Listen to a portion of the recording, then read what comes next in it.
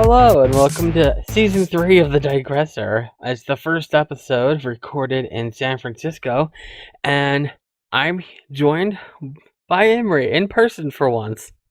Hello! That's why there's no video. The only reason we did video episodes is because we recorded through Zoom, and I figured, why not just post a video? Yeah, basically. Yeah. We're roommates now, so yeah! Yeah. It's I've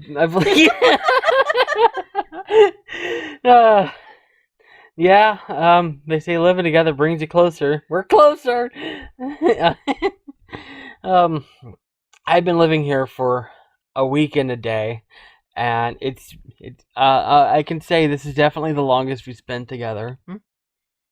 Well, yes, it's also been very much a whirlwind of events. A lot has happened. uh, Speaking of events, what are we talking about today? well, it was actually two topics combined because I figured they pretty much go together. Because I've mentioned before on a previous episode that I have a note with topic list. It's a list of topic ideas, and one of them was cancel culture, which we and I were going to do back in back in March, but we never did. November! Nope. And the other one was social media, which I thought of like a month ago, and both of which we wanted to do separate episodes on, but then I'm like... They kind of go hand in hand. Yeah, they're pretty much... Yeah, exactly. We would basically be covering the same ground, so I was like, let's just do them as one episode. Okay. That makes sense, right? I think so. It does. So, how do you want to begin? This is your podcast. Hi, I'm... You have zero excuse. I know. This is the 41st episode. I still don't know what I'm doing. I mean, you titled it Digressor for a reason. Yes, because I digress a lot. Sometimes I get back to my original point. Sometimes. Sometimes. I said sometimes. Sometimes I do. Yeah, speaking of cancel culture and social media, recently I've just been very frustrated with it, to be honest. Like, social media can be very overwhelming at times because of that, like, expectation to be perfect in a way, to, like, not have any flaws, and to, like, not make any mistakes. And if you do, then, like, like, you get called out on it and you have to be like, it's hard not to be defensive sometimes, when you feel like the other person's wrong, but it's not helpful to be defensive, and it's not helpful to be attacked either. Yeah, because it usually just turns into a big fight. It just makes the situation worse. So from that, like, that kind of leads into the cancel culture thing, because I feel like if we don't get perfection, if we don't reach that perfection, we're just kind of like we'll be canceled out, And no person deserves to be canceled out, just as a courtesy. I mean, yes, there are certain things that I think should be canceled, but overall, I think it's just a little bit too much now. Does that make sense? Yeah, because they want to cancel everyone for every little thing. Like a perfect example, I think it's Chrissy Teigen, who, yes, you know what I'm going to say. So, long ago, many years ago, she was an online troll, and she said a lot of mean things to a bunch of people. But that was a long time ago. She's grown. She's not the same person. She's publicly apologized directly to those people she was mean to.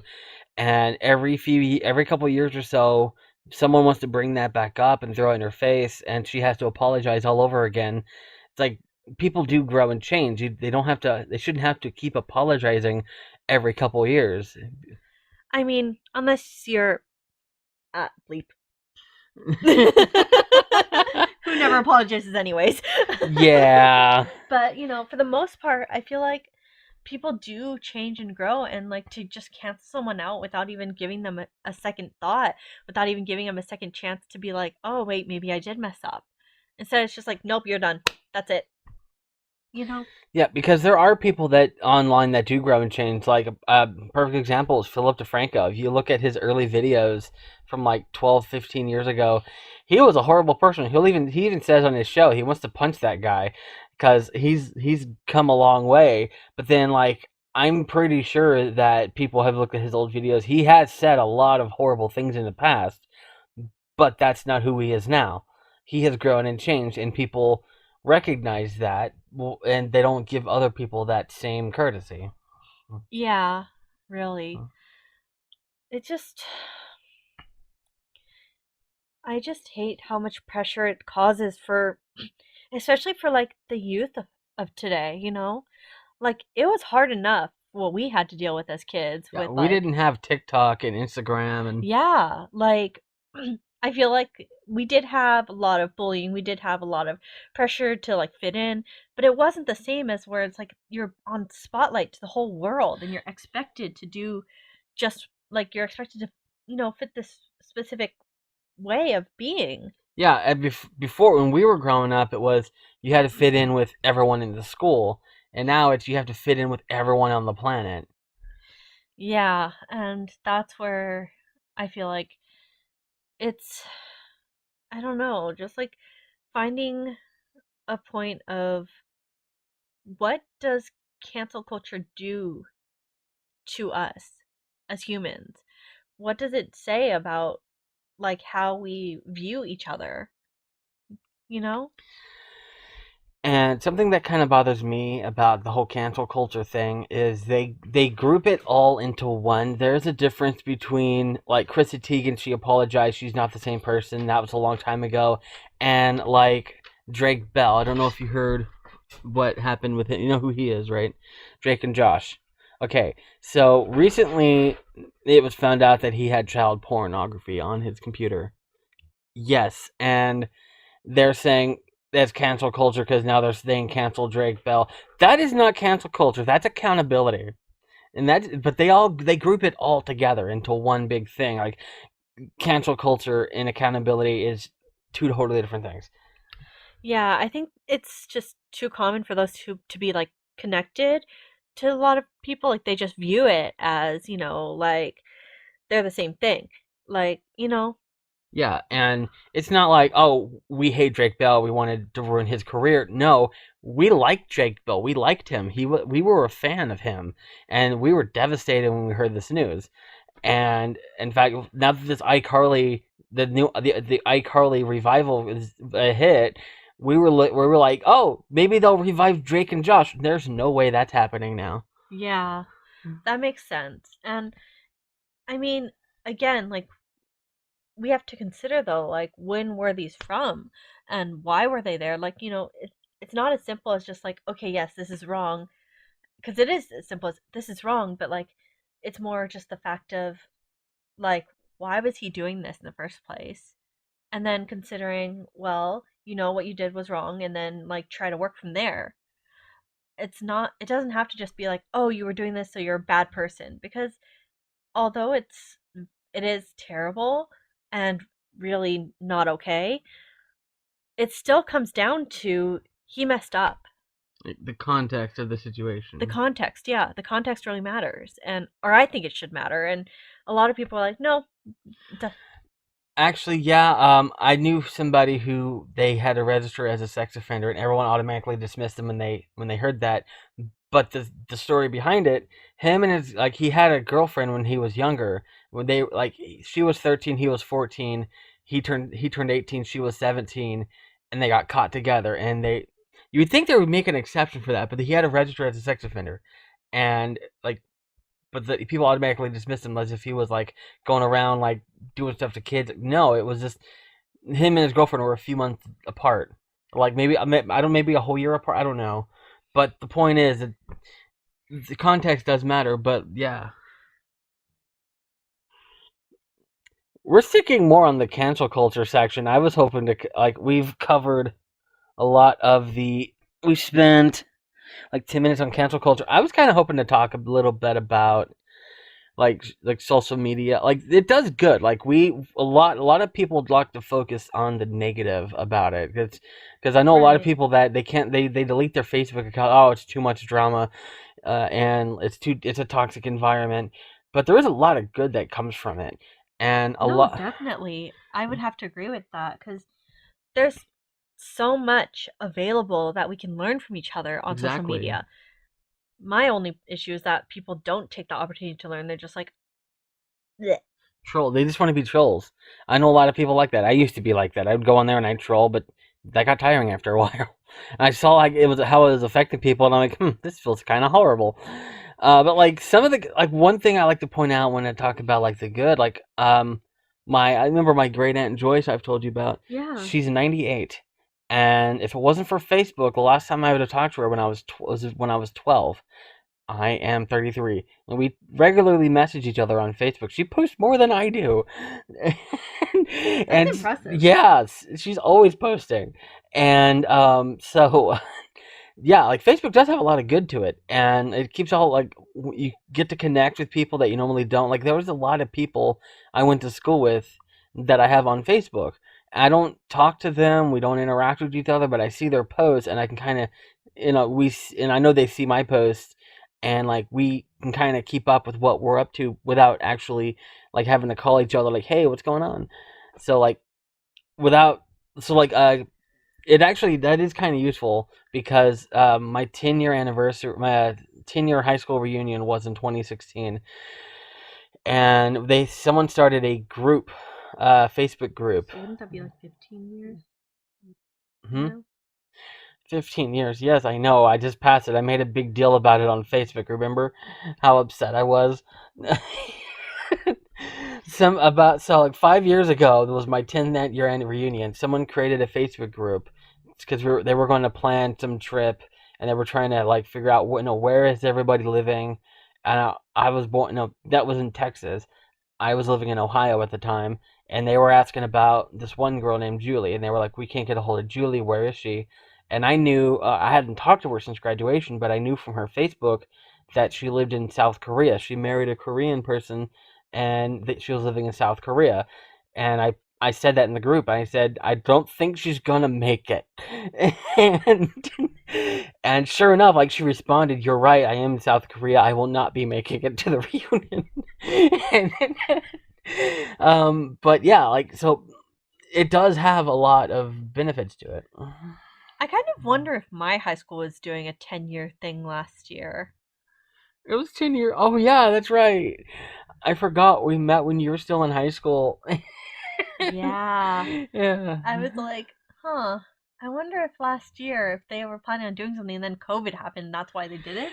But I Uh, don't stay connected with most of them, and, a fair amount don't even realize that I changed my name. yeah, I noticed that because we run into people, like we've ran into a bunch of people that they haven't seen in a long time, and they use their dead name, and I'm like, I want to correct them, but they're like, no, it's okay. Yeah. I don't know, because it's, there's so many, I went to school with so many different people, I don't even know. Well, it's a big city. I'm sure it was a big school. I could probably sit here and name everybody I graduated with. That's impressive. No, it was a very short list. It's a small town. I know, that's what I mean. That's impressive. Like, not necessarily in a bad way, but not in a good way either. Just in a way. Just in a way, yeah. It's just, it's impressive. Like, wow, you went to school with so few people that you can literally name everyone. What is that like? It's a small town. Everybody knew each other. That's why I had to get away. Because like they knew. Because like it kind of goes back to the. It's like a local cancel culture. Yeah, that makes sense. Circling back around. Everybody knew me since I was a little kid. They remember. They see me and they think about things I did as a kid. That no, that's not me anymore. And Right. they were like, "Oh, there's the kid that did this." I'm like, "That was like 15 years ago," and Yeah. I was in 5th grade. Leave me alone. Right? Oh my goodness, yes. Like, people need to stop being like, oh, remember when you were like 7 years old and you used to do this thing and all this stuff. It's like I'm 30 now. I don't remember. Even if I do remember, like, that's besides the point. Yeah, like, why would you bring that up? Oh, are you gonna eat this many bowls of, like, udon this year? Sensei, I was 12. Leave me alone. How'd you get this number? Oh, no, because I literally did eat, like, 8 or 9 bowls of udon in, like, that one time. Wow, in one sitting? Yeah. Wow, you wouldn't even finish one now. I can finish one. Udon? Give the rest to me. No, I finish udon. Oh. Have we had that together? No. Okay, we need to. Yeah. but like, Sensei, like, she made the best udon, like, honestly. I'm digressing, I know, but like, it's the name of the show. It like she was one of the Issei's at my church, and she made the best udon. Like, her broth was just, yes. Like, none can compare to how good that one is. It sounds like I need to try it. Yeah, but we don't have it at church anymore.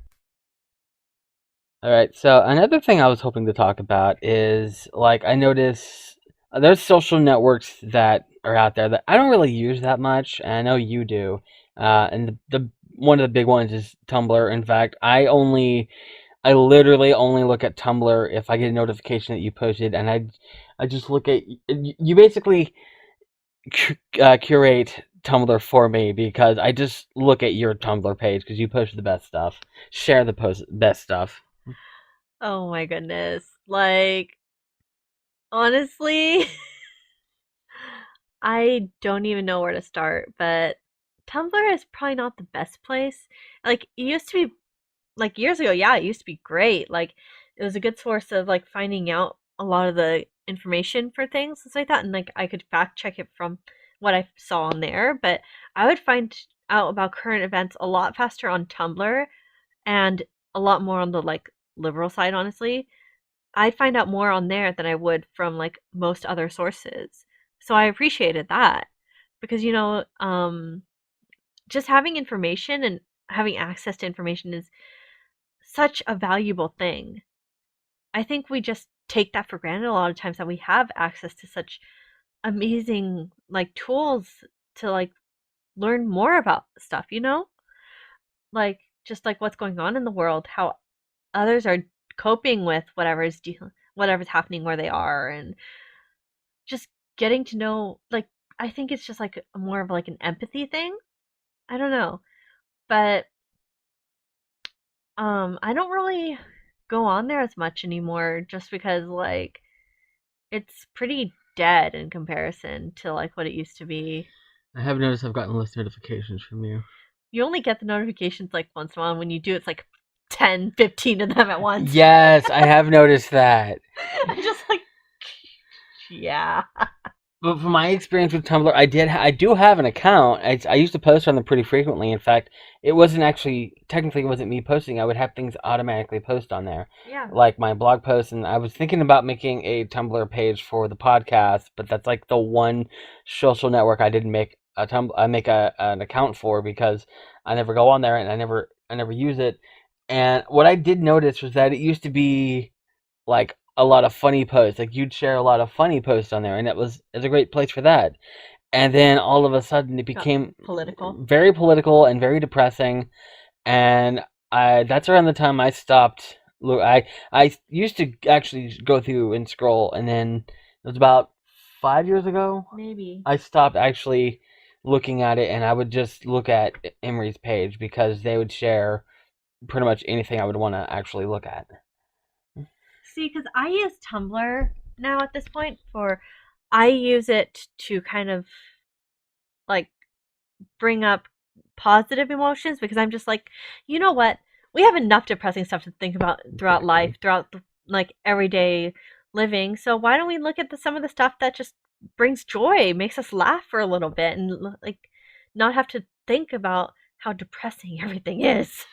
Right? Like, to ironically quote The Last Jedi. I know everyone hates The Last Jedi, but there's a quote in there I love at the end when Rose says, well, I don't remember exactly what she says. So she basically says, like, let's stop fighting the things we hate and start like going after the things we love or something like that, which is true. Like when I review movies, I don't review ones I don't like and just bash on it. I review the ones I actually like and praise it.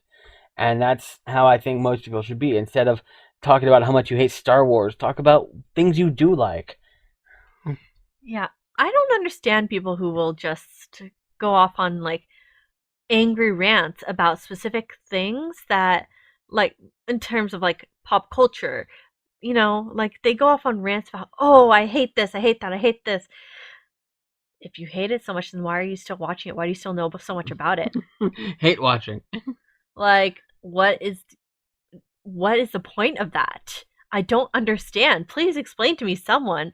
What is the point of watching all of the, like, Marvel, or like all of the Star Wars franchise or anything like that, and just being like, no, all of it sucks and I hate it all. Like, why are you wasting your time on such?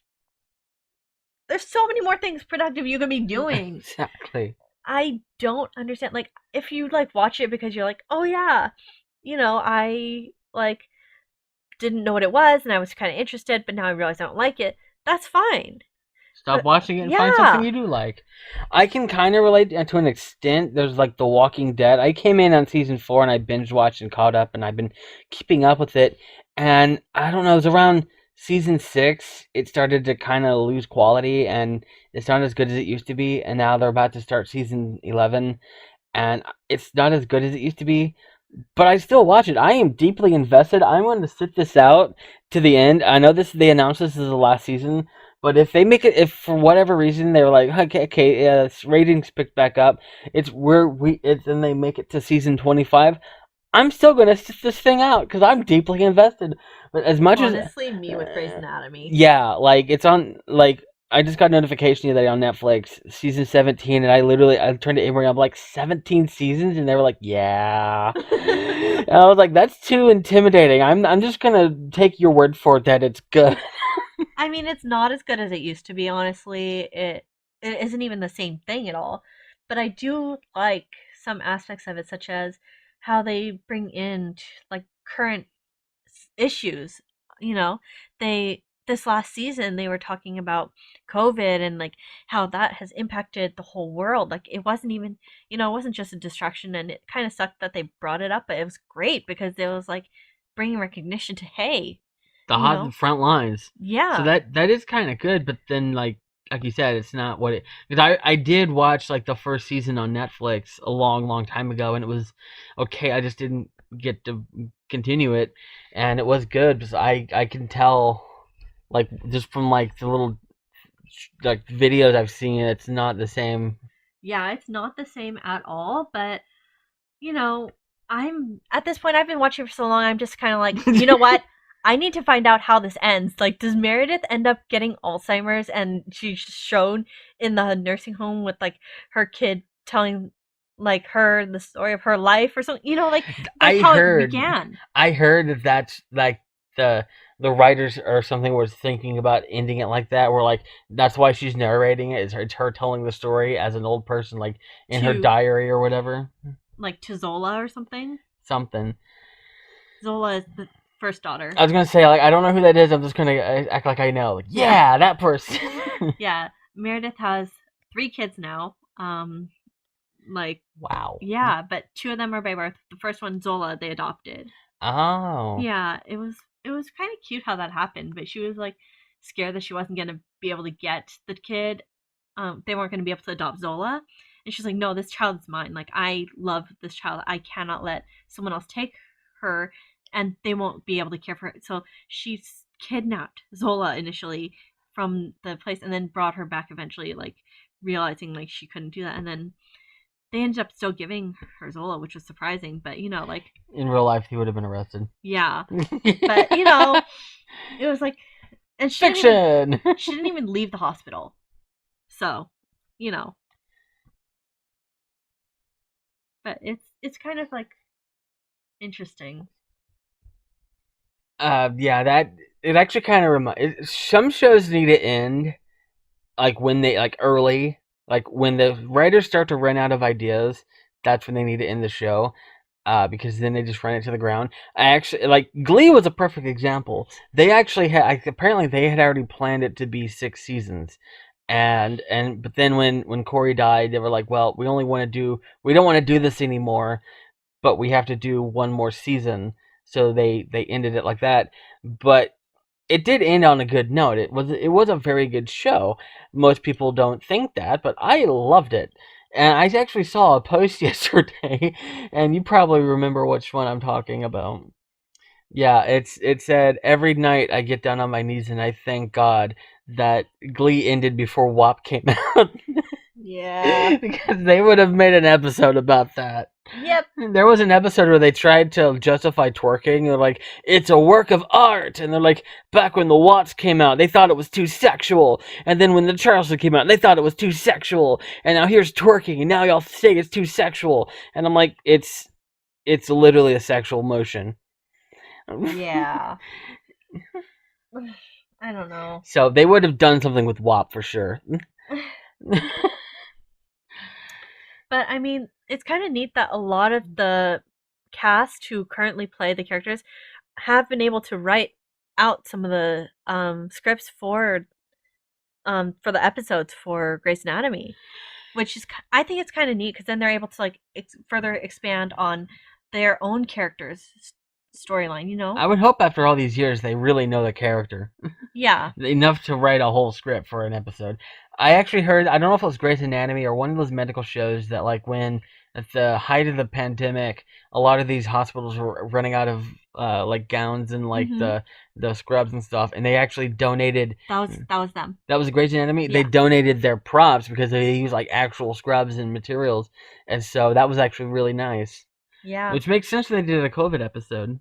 No, they did a whole season on COVID. A season? Oh, yeah, that makes sense. Yeah, the whole season was on COVID and how it impacted everyone. If House was still around, he would have cured COVID in like an episode. Yeah, no. I loved House for his arrogance, but no. Yeah, no. Like, I thought that it was like they did end the season on a pretty positive note because they ended it in the air where they're getting vaccinations and stuff like that. So like, you know, because when they started it, when they started recording it, so I thought most people didn't have vaccination yet. Oh, you're back on the Grey's Anatomy. Okay, I was like, I don't remember that on House. No, back on Grey's Anatomy. I'm sorry. Yeah. So, but either way, back to like the fact that because since that brings up such huge issues, you know, social issues, not just like oh yeah, we're gonna have sex in the hospital, like that's what it starts out as almost though. Yeah, I've never seen it. I mean, I've seen the first season, and that's what it was, and so I'm thinking it's just 17 seasons of that. No, it is not. It is not. But you also have to remember that like it's at a certain point they joke it's that the hospital should have been named Seattle Grace Mercy Death when they merged with Mercy West, and so that's what. Yeah, but then now it's not even called Seattle Grace. It's Graceland Memorial. Because Lexi Gray, who is the sister of Meredith and who she didn't know about for a long time, ended up dying at the same time as Sloane, who was another like surgeon. Are we spoiling it for people? Yes, we are spoiling it for people who haven't even seen it. Also, Grey's Anatomy spoiler warning. I guess I don't. Too late.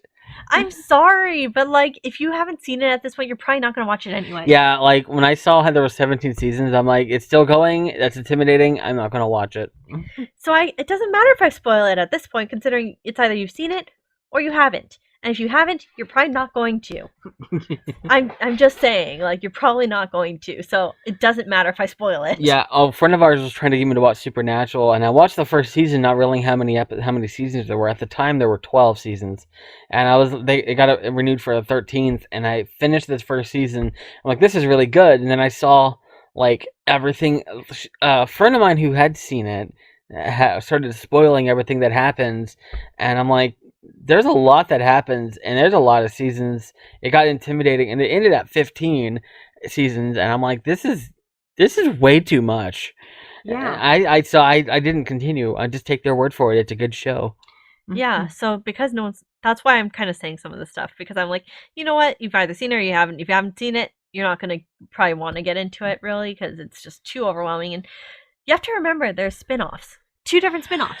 Yeah. At 2 different times. Yeah, we were talking about this the other day, and I don't mind spin-offs. Sometimes spin-offs are really... Sometimes spin-offs are better than the main show. Like, well, not... I actually did like Private Practice. I didn't even know that was a spin-off until they told me. But, like, an example like Cheers was a good show, and then Frasier was a spin-off of that. I think it was bigger than Cheers. But, like, one thing I don't like is, and we talked about this, is when there's a spin-off that crosses over and you have to watch both shows at the same time to follow. And that's kind of what happens. The 3 CSI shows did that all the time. There was the regular CSI, and then it spun off into CSI Miami, and there was a crossover episode to launch that, and they crossed over all the time. And then CSI New York was a spin-off of Miami, and they crossed over, and then all 3 had a massive crossover. And you have to have been following because they like continued the story arcs. It wasn't just a random standalone episode. You had to follow all 3 shows to follow the crossover, and I'm like, no. Yeah, it does get a lot, but I don't know. I mean, because I've been into it for so long, it's okay. Like if I wasn't, then I would be like, I'm not touching that. Yeah, that's your Walking Dead. Mm-hmm. Yeah, I would not touch that at all if I hadn't seen it up. I got into it back when it was in like the 6th season. Oh wow, so it was already far into it. I got into Walking Dead on the 4th season, so like it was still kind of early. Yeah. And wow, it might have been the 5th season, but 5th or 6th, somewhere in there is where I started watching it. And then I was like, oh, actually, I kind of like this, and so, you know, I caught up so I would know what my mom was watching and stuff like that, and yeah. Oh, she got you into it. She got me into it. Oh wow. Yeah, literally, like she was watching it from season 1. I was not. She got me into it. What was that one that we were watching the other day? It was the cooking show. It was... Oh yeah, that one. It was like Crime Scene Kitchen or something like that. Crime Scene Kitchen. I'd never heard of it, and then I misunderstood. You didn't tell me it was a cooking show. You said it's like like they're detectives, but they're chefs, and I'm like, what? I'm thinking like a British crime show or something, and then it turned out to be a cooking show, and I'm like, oh. But then I watched it; it's really good. Yeah. And like Joe McHale is the host, and I'm like, this show is funny. I love Joe McHale; he's hilarious. Speaking of digressing, we're talking about cancel culture and social media, and somehow we got off on shows we like. Oh, yeah, because, why do you talk about things you hate? And this is, okay, we could work this in. We're talking about shows we love, not shows we hate. There we go. I worked it in. Yeah, I never really watched SpongeBob growing up. I know that's probably weird for a lot of people. A lot of people, like, what do you mean you didn't watch SpongeBob? Like, how do you not know? Like, why didn't you watch it? And I'm like, I just didn't really want to get into it, and it looked weird and creepy, and like my child brain was like, no, this looks creepy. I don't want this. So I never got into it, and so now when people make references, I'm just like, what? See, like, SpongeBob's one of those anomalies to me. Like, it's not like an episodic show where you have to watch from the very beginning. You could just jump in. Yeah, you can watch a new episode that come out now and never seen it and still follow it. You kind of you probably know who I get an idea of the basic characters. Yeah, it's like me with Friends. Like, I knew who the characters were, but I didn't know any of the storylines. And this was SpongeBob. I know like the base characters. Even like Larry the lifeguard, like he's barely in it, but I know who he is. I didn't know that one. Yeah, he's not a main character, but you know who like Pearl is, right? The driving instructor? No, that's Mrs. Yes, something. I don't remember her name. She's like a pufferfish. I forgot her name. But Pearl is Mr. Krabs' daughter. She's a whale. Oh, okay. Because I don't know. Yeah. Logic. But you don't have to really follow like all the memes that come out. You don't actually have to watch the show to get the memes. Yeah. And like most of them I have seen because like I didn't watch every single episode. There's like 2,000 episodes of SpongeBob. I don't think anyone's ever seen every single episode because the people that grew up with it like our age, we grew up watching it and then we grew out of it, and like I didn't even know that was still on. Like I thought the movie came out and then they'd ended. And then a few years ago, they're like the new SpongeBob episodes. I'm like, oh, they revived it. Like it never ended. Like, oh. And so, yeah, like you don't actually. It's one of those things you don't have to watch it to get the references or the memes. They're just funny. Mm-hmm. Yeah, that makes sense. What was the other thing I was thinking of? Oh gosh, brain words. You can't. I can't brain tonight. No, I really can't. What are words? But I think it's just more enjoyable overall to like I still never saw a point of like I rant about some things I don't like, right? But that's different. It's different because I'm not always focusing on that. I try to focus on like things that I actually enjoy and like talk about those things because, you know, everyone enjoys hearing people like I enjoy at least hearing other people talk about the things that they're passionate about, the things that they enjoy, and the things that they like. Even if I don't really have interest in them, like just seeing them enjoy something and it as long as it's not harmful to anyone, what's the problem? Yeah, exactly. Like that's why when we were the three of us were hanging out with Michaela, you, me, and Michaela, and she was talking about music therapy and how much she loves it. I had no idea what it is. That's not my thing, but I could hear the passion in her voice, and I'm like, hey, you should come on the show. And I love listening, even if I'm not interested in it. Like when you were talking about Grey's Anatomy, I have no idea what's going on, but I love listening to you talk about it because you clearly love it. Yeah, I mean, there's other things I like more, honestly. I just know a lot about it at this point, but like I don't know. It's weird because like I'm like it sucks now compared to like before, but I still appreciate a lot of like a huge part of it. And also there's just that part like where I get to watch it with my mom, and so you know it has that factor in it for me. Sentimental value. Yeah, sentimental value. So, you know, just thinking about that, like I can get that, especially like I mentioned, I'm a fan. There's a YouTuber. He used to be called Rob Dyke, and I was Rob Gavigan.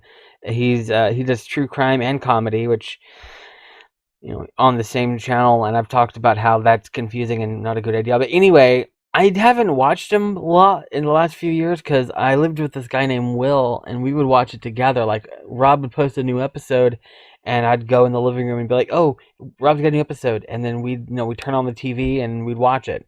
And now, like, it just feels weird watching it without Will. Like, I'll send him the videos, and he's like, "Yeah, it was a good episode." I'm like, "I can't watch it without you."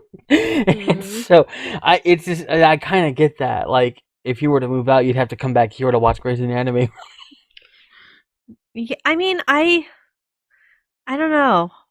I don't know. Like, probably not to that extent. No, not to that extent, but it's one of those things that definitely it does remind me of my mom. Like that's one of the first things I think of because that's something that we do together. So we watch that. We would watch cooking shows, like things like that. So And as I've just explained, not normal cooking shows. We used to watch normal cooking shows, but that was when I was really little. And now, that's something I like about like cooking shows now. They're not just cooking shows. They've got to have some gimmick to make them stand out. Crime Scene Kitchen definitely does that, and it's worth it. It's definitely worth it. Because like if you had told me it was a cooking show, I'd probably been like, "Oh, I'm just gonna go on my laptop." But you did I guess I don't. You probably knew what you were doing. I did. Yeah, because I was like, I'm intrigued. I have to sit this one through. I have to watch this. And as soon as I realized it was a cooking show, I was like going to find an excuse to get out. And then I would actually watch the first few minutes, and I'm like, "Oh, this is actually good." And I got into it. I was like trying to guess, like, no, it's apple pie. It is apple pie. Oh, that apple pie is a soup. Yes. I was rooting for them, and then they cut into the pie, and it was still watery, and it like that. My heart sank for them. Yeah, and you had predicted that. You said the apples weren't ready. They used the wrong type of they used the right type of apples, but they didn't cook them first. You said that, and then like they cooked into the pie, and it was a soup. And then the judge was like, you should. That's why you should cook your apples first." And I looked at you, and you just kind of laughed. And that's why Emery does the cooking here. Just a little bit. Really good cooking. Like, I've been having their food for years, and I'm not a picky eater, but I am kind of brutally honest about certain things. And if you make me something to eat and it's awful, I will probably tell you. And there's not a single thing that Emery's ever made me I didn't like. We had a couple of days ago, they thought there was something I didn't like, and they kept apologizing, and I kept saying, "It's good. Stop apologizing." Yeah. And then when we had it with the tater tot casserole, the lemon pasta with the tater tot casserole, that actually turned out pretty good. Yeah. Together. Yeah, your mom said it works, and I was like, I'm intrigued, and it did work really well. I couldn't even, because like it was mixed together, and I thought, oh, I'd be able to separate them, but they blended together perfectly. Mm-hmm. And that's the magic of you. There was also the cake I made. Oh yes, their birthday was 2 days after I moved here, and we made a cake. They made a cake. I helped them count and handed ingredients, and it was basically I kind of compared it to when I would help my stepfather change the oil in the car. You still don't know how to do it, do you? No, I don't know how to change the oil in the car. But what I mean by I helped my stepfather change the oil in the car is I held the flashlight. That's essentially what happened. Yeah. Yes, exactly. Yeah. And when I said that, I said, except I'm not holding the flashlight. And then I'm like, oh, wait. I grabbed my phone, turned the flashlight on, and held it. And they were like, we don't need a flashlight. There's a light on. I was like, I know. I was kind of proud of that cake, though. It was a very good cake. Like, despite the fact that it didn't turn out exactly as I was hoping. Yeah, they kept, the whole time, they were like, this cake is ugly. You better turn out pretty. That's a threat. Yeah, because if it's not pretty, it's not presentable, then there's no point in giving it to anyone else. Like, yeah, sure, I don't mind eating it, but I won't want to take a picture of an ugly cake. Like, why would I do that? Yeah, and then in the end, when it was done, they were like, no, don't take a picture of that side. Take a picture of this side. Because I didn't finish doing the other side. I ran out of decorating stuff, I think. I ran out of time. Which one was it? I ran out of energy. Fair. But it still turned out pretty good. I mean, surprisingly, to me. It wasn't surprising because you made it. But now I have more butter, so we can make more cakes. Yay, we're going to make more cakes. I'm going to help make more cakes. I'm going to hand more ingredients while you make more cakes. Or something. Or something. I'm gonna be on my laptop, just like not looking up and waving and saying, "Good for you." Oh, okay. Speaking of which, so when they finished the cake, they were like, "Why is my feet hurting?" I guess I've only been standing here an hour. Well, when we started the cake, I sent a friend a message about it, saying, "Hey, we're gonna make a cake." And so I looked, and I sent that at like 5:30, and it was 5:15. At 5:15, and it was like almost 9 o'clock. I was like, "Oh, it's been 4 hours." Yep. That's why your feet were hurting. You've been standing for 4 hours.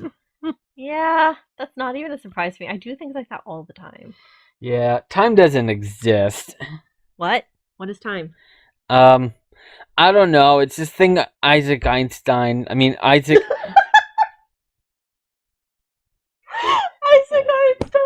Einstein. Sir Albert Newton.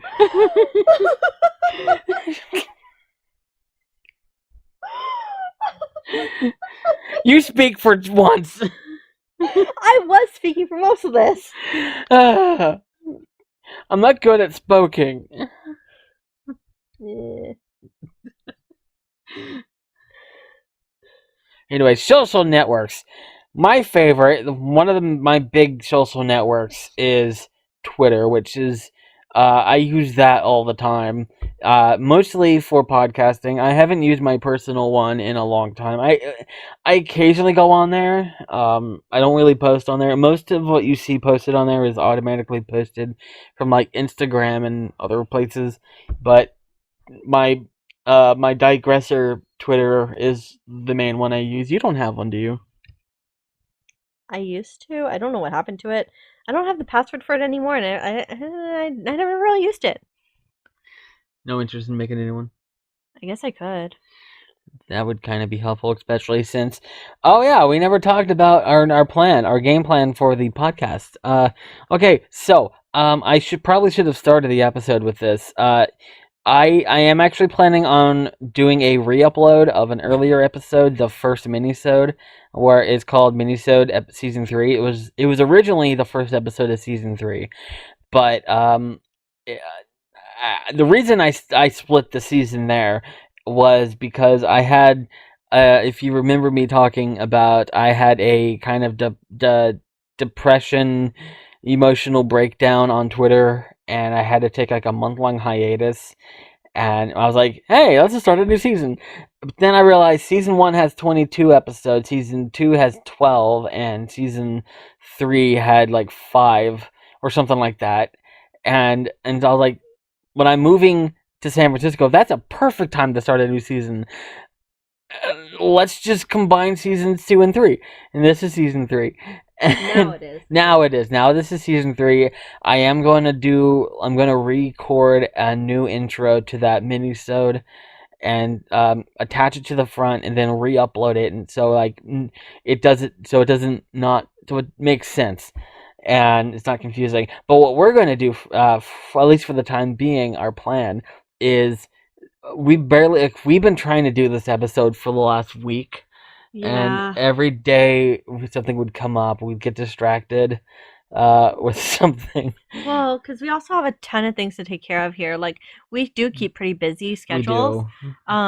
Because one, I have appointments throughout the day, and then two, you have to like look for work, and you also had to like apply for like healthcare stuff. And a friend of ours and I, we actually we walked all over San Francisco for like 8 hours yesterday, and then a lot of the places we need to go ended up not even being open. Yeah. And then we had to come back, and the three of us were in the living room making calls, and finally there was one lady that picked up, and she was like the best person ever. She was super helpful. She was like, I'm really grateful for her. I don't even like. I think some of the stuff she helped us with weren't even like things that were part of her job. She was just like went above and beyond, and I wish we got her name.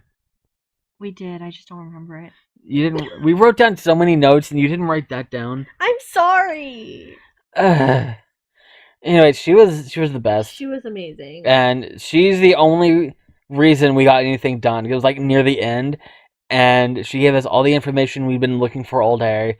And if it wasn't for her, yesterday would have been a complete waste of time. You also got a job interview coming up. I do, tomorrow. Safeway. They've got good benefits. That's what I hear. And then if that doesn't work, I have another interview with T-Mobile next week. So, I hope I hope Safeway works. Because it's also closer too. It is. It's like 2 blocks away. It's not 2 blocks. It's like 5. 5, yeah. Because I don't want to give the street name, but no. Yeah, based on the street numbers, it is 5 blocks away. And then 1 hour. So it's actually like 1.5 over too. So that would be like 6.5. I just use Google Maps to find it when I walk there. I can guide you. Are you going to come with me? I could. Oh, okay. I thought you had an appointment. No, not tomorrow. Oh, okay. Well, then yes, you're coming with me. Cool. Yay. Yeah. But and so anyway, we digressed. Our plan for the podcast, what we ended up deciding was we barely have time for 1, and now we have 2. So Emery won't always be with me on the Digressor because sometimes I'll discuss things they're not interested in. And like I already have an idea for a mini-sode which I'll tell you about it afterwards. Okay. I'll just say it has something to do with moving to San Francisco. No, it's a good thing. No, I know. It's a pop culture thing, and but then yeah. So sometimes Emery won't like they won't always be with me on here. I just wanted my first episode back. I mean, my first episode here to be with them because they're going to be on the show more often. But the other show, Fig Tree, they're now my permanent co-host, and so we're going to alternate every week. Where this week it's Digressor, next week it's Fig Tree, and so on. Yeah. So it's probably easier if I do more episodes without you on Digressor. Yes. So they'll be on this show more often, but not all the time. So, but Fig Tree, you will hear them. I know that the episodes with you are more popular, so I will try to have you on more often because everyone loves you. I don't know about that, but did you see I showed you the numbers for our episodes together, right? It was just a fluke. Yeah, just a fluke. Yeah, 3 flukes. It was just a fluke. Anyway, I'm pretty syou this is okay. So I try for the full episodes. I try to make them at least 45 minutes, and I'm pretty sure we're well over that. And do you have anything you want to add? Anything related to cancel culture and social media? I think I'm just gonna reiterate that, like, it's important to remember that although cancel culture is heavy right now, look for the good things in social media sometimes. Like, look for the things that just bring joy to you and not like bring heaviness inside. And there's so many things to learn from each other. There's so many good opportunities if we just like open ourselves up to it. So hopefully we can take that from it today. Basically, as Eric Idle says in Monty Python's Life of Brian, always look on the bright side of life. I hate you. What? It's something I always say. I know. But people ask me why I'm always so positive and everything bad happens. I just say, always look on the bright side of life. Yeah, I guess. All right. Have a good night. We need to have like have a good. Have a good. Have a good.